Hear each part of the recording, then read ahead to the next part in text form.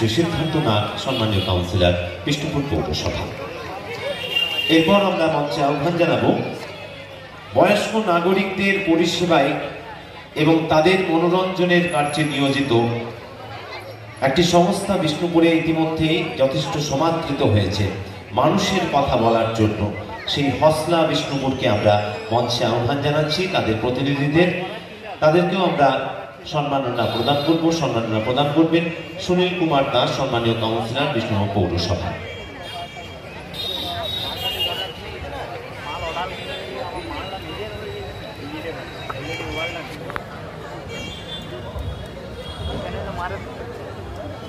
হসনা বিষ্ণুপুরের প্রতিনিধিদের আমরা মঞ্চে আসার জন্য আহ্বান জানাচ্ছি। সম্মানীয় সুনীল কুমার দাস মহোদয় সম্মাননা প্রদান করছেন।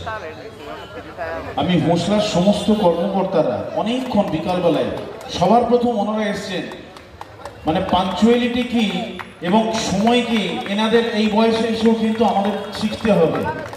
এটাই আমাদের গর্ব।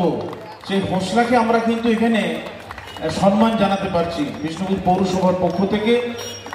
যারা এই বার্ধক্যকালীন জীবনের অবসাদে ভুগছেন তাদের জন্য বিষ্ণুপুরে কাজ করছে হোসলা। তাদের সকলের জন্য রইল আন্তরিক কৃতজ্ঞতা এবং অভিনন্দন, প্রত্যেকটি সদস্যের জন্য, হোসলার জন্য। এরপরেই আমরা গত বছর অর্থাৎ 1430 দুর্গোৎসবে 2023 সালে দুর্গোৎসবে যারা বিভিন্ন